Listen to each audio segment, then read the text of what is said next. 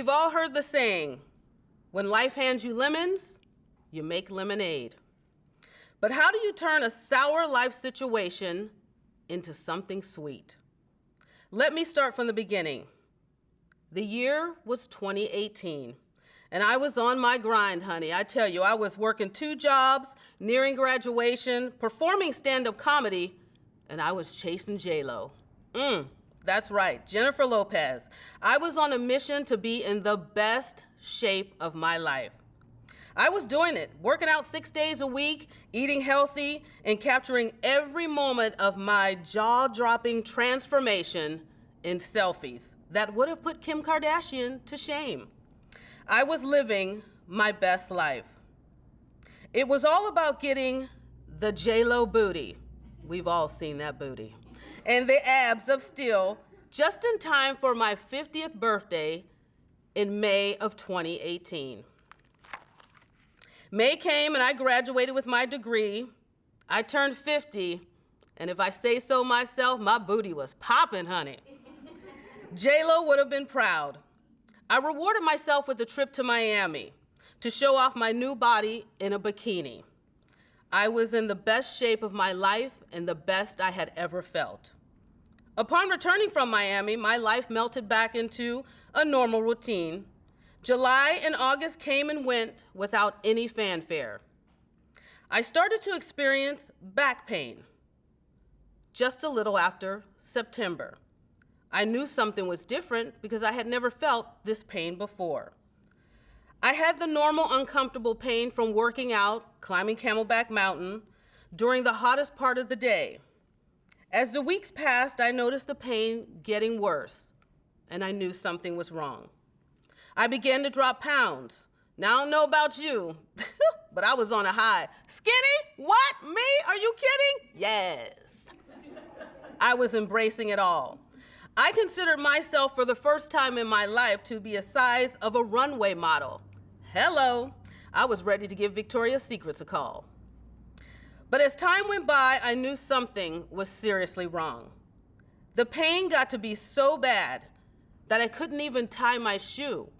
I couldn't even pick up my laundry basket. I couldn't even wear my high heel shoes. I went to see my dentist for a checkup, and he noticed that something was wrong right away. He asked me, "Have you been sick?" I said no. Then he proceeded to tell me that he could tell from my gums that something internal inside my body was wrong. Something was off. He told me to go see my doctor for a checkup.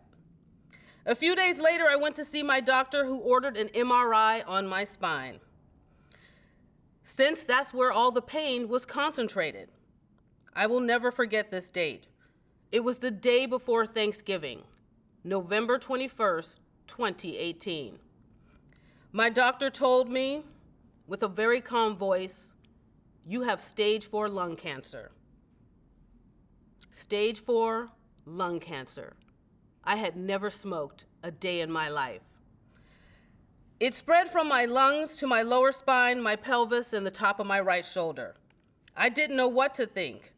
It was kind of like a fast-moving truck that passes you by at high speed, but you don't feel anything but the cool breeze blowing across your face. That's the only thing that I had to compare it to. I was the healthiest I had ever been. How could this be happening to my body? The one thing I did know going forward is that I was going to be in for the fight of my life. I had no plans of going anywhere. Heck, I had just ordered 3 wigs off of Amazon. I told my doctor, "You've got to find a cure." This is where my second act began, where I turned my sour lemons, AKA my lung cancer, into sweet lemonade. I was 94 pounds at my diagnosis, and since I was a social butterfly, I started to share my cancer journey on social media. My first Facebook post was to inform my friends and family, who were all concerned, thinking I had an eating disorder instead of stage 4 lung cancer. I shared pictures, my positive comments on how I was feeling in my videos. I also shared my doctor appointments so everyone could follow me and see exactly what it was like to have cancer. I posted it all, from blood work to surgery on my spine, biopsies done on my lung, and the port when it was put into my chest. My nurses and doctors, well, they were all becoming stars from my Instagram and Facebook Live videos and updates. I knew I had to share my cancer journey. This was my way of healing, but also my way of letting everybody know that they too could get through something horrible if I could get through stage 4 lung cancer as a non-smoker. But it was also for me to stay encouraged. My family and friends became my cheering support system with their comments on my video posts on social media.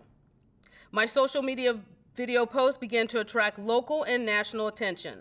It was from there I knew that I had to impact even more by having a positive attitude, outlook, and approach to this difficult life situation.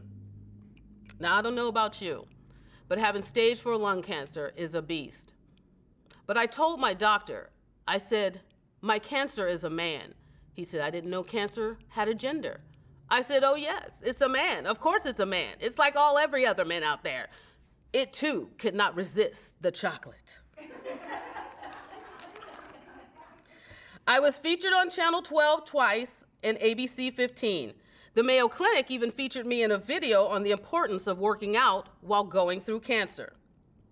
And that piece was picked up by a national show and put in their health program. I started to work with the American Lung Association. I joined their board, and I became their co-chair of the Lung Force movement. And I'm currently a representative for Arizona as their Lung Force hero. I shared my story speaking at various charity events in the Valley. I hosted Project Pink at Cancer Treatment Centers of America. My eyes began to widen from all the information and valuable things I was learning regarding cancer, especially lung cancer. I knew I had to share this on a larger scale to inspire non-smokers like myself who get lung cancer. Through this exposure, doors of opportunity began to open to me. With the approach of 2020 and the anticipation of a new year, my gratitude level was off the charts. I was invited to Washington, D.C. to share my story on Capitol Hill to help raise awareness for non-smokers who get lung cancer. Well, unfortunately, we all know how 2020 turned out, so I wasn't able to physically travel to Washington, D.C. to share my story in front of the members of Congress, but I was still able to do it through video and phone calls, through representatives in Congress to emphasize the importance of continuing to fund lung cancer research so no one else has to deal with this horrible disease of lung cancer, especially non-smokers. This is my mission, to be the face of change to let everyone see that you can turn a sour life situation into something sweet. I'm living proof that the power of a positive mind can take you far in the healing process. And you can come out on top, still while looking fabulous, yes. As a stage 4 lung cancer non-smoker, I've created a platform, my own talk show on YouTube called Community Link AZ. This is where I link members of the community together who are doing positive things to help others in their lives going forward. This is how I highlight them, and this is how I keep the community connected with a positive difference in sharing my story as a stage 4 lung cancer warrior. I'm a motivational speaker, a talk show host, a broadcast journalist, and media consultant. I may have lung cancer, but let me tell you something. Lung cancer does not have this diva, because I am #DivaStrong. Diva, diva, diva, diva.